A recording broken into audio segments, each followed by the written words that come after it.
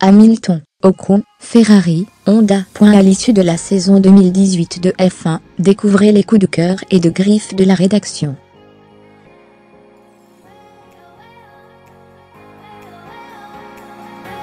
Débarrassé de l'encombrant Nico Rosberg chez Mercedes, Lewis Hamilton a repris place au sommet de la hiérarchie en décrochant son 4e titre mondial.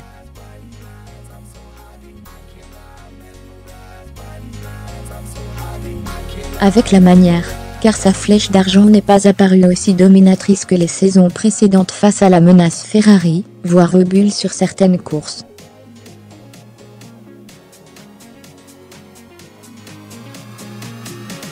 Mais le Britannique a commis très peu d'erreurs, et a su jouer avec les nerfs de son principal rival, Sebastian Vettel.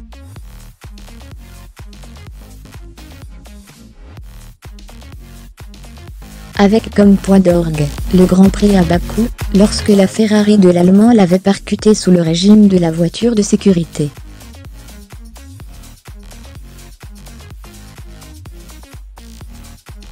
Du grand art. Installé en patron incontestable, et incontesté chez Mercedes face à un Valtteri Bottas, qui n'aura ni démérité, ni brillé, Hamilton a conduit sur du velours toute la saison.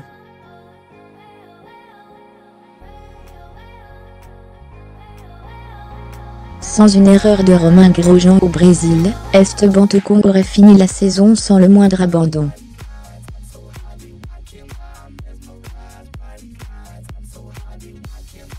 Et avec peut-être 19 courses dans les points. Mais le Français, pour sa première saison complète, peut s'enorgueillir d'avoir commis très peu de fautes, pour ne pas dire aucune.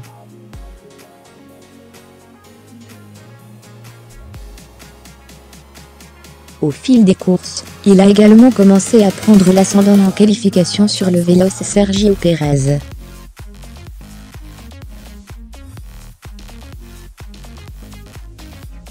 La confrontation entre les deux pilotes a d'ailleurs fait des étincelles, notamment en Belgique.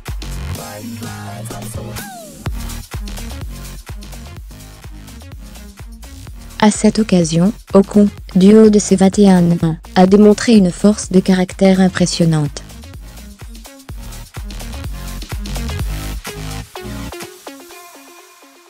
En arrivant chez Force India, il savait qu'il aurait l'opportunité de démontrer son talent.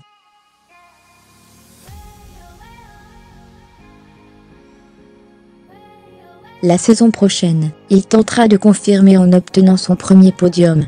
Avant de s'envoler chez Mercedes. Un tel scénario ne relève plus de la science-fiction depuis cette saison. En 2016, Renault était loin du compte.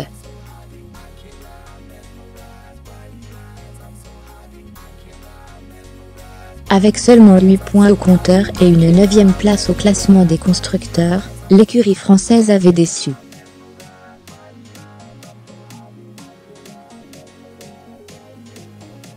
En 2017, elle a repris des couleurs grâce notamment à un homme, Nico Hülkenberg. Méconnu sur le plan médiatique, l'Allemand mériterait un jour de conduire une Ferrari ou une Mercedes, pour pouvoir le situer face à un Hamilton ou un Vettel.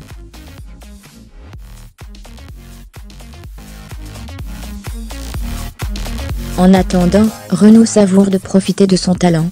Avec 43 points au compteur, le vainqueur des 24 heures du Mans en 2015 a transfiguré la marque aux losanges, et les 8 points qu'il a décrochés à Abu Dhabi ont offert à son équipe la 6e place du classement constructeur.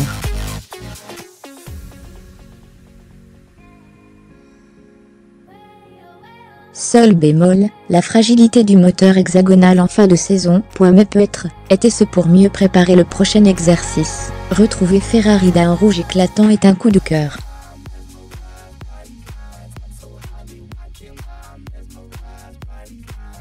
Mais de voir la Scuderia gaspiller ce qui aurait dû la saison de son retour au sommet de la hiérarchie est un véritable coup de griffe.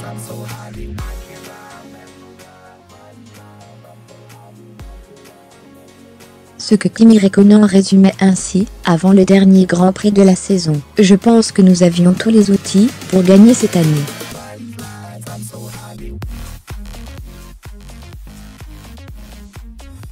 nous devons apprendre et nous améliorer pour l'an prochain, mais il est clair que cette saison 2017 aurait pu, à bien des égards, être bien meilleure.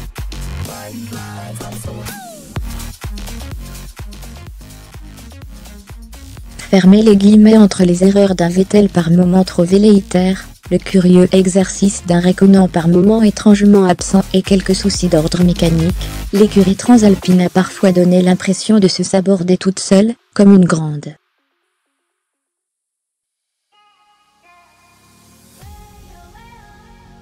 Néanmoins, si l'on se force à regarder uniquement vers l'avenir en oubliant le passé, Ferrari s'est grandement rapproché de Mercedes.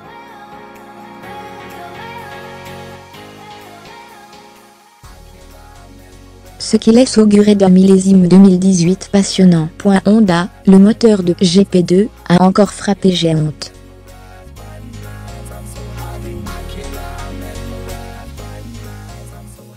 Tels furent les mots de Yusuke Sugawa, en charge du programme F1 chez Honda, lors du Grand Prix du Japon, après que Fernando Alonso ait été sanctionné de 35 places sur la grille pour un énième changement de moteur.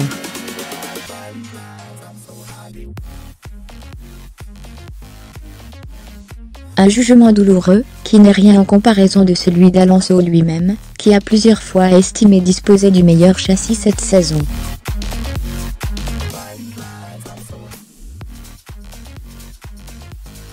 Autrement dit de la meilleure monoplace. Sauf que celle-ci a terminé avant-dernière au classement des constructeurs pour une simple raison, la faiblesse du propulseur nippon.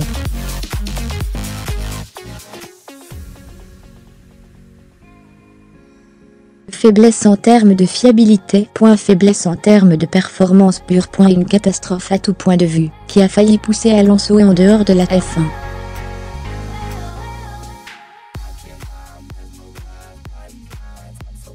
Heureusement, il n'en sera rien, car Renault remplacera Honda en 2018. Le pilote que tout le monde déteste, c'est lui, Kevin Magnussen.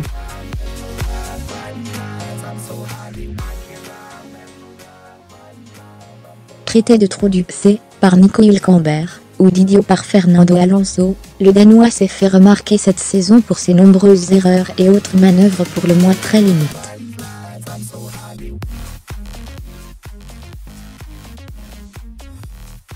Certes, cela crée du spectacle. Mais à quel prix? Le principal intéressé en tout cas, ne semble guère porter sur la remise en question. Dans un entretien accordé à l'équipe, beaucoup de pilotes se plaignent de moi, mais ça ne me dérange pas.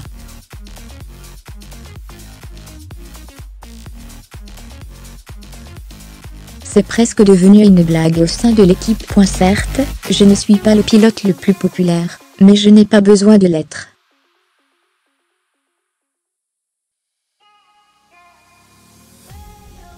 Le plus important, pour moi, ce sont les résultats, et ce que disent les commissaires.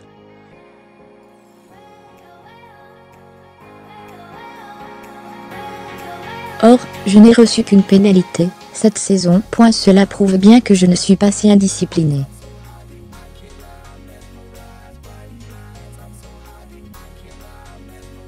Fermez les guillemets et le pilote a de conclure. Je n'ai aucun ami parmi les pilotes, et je ne fais aucun effort pour en avoir.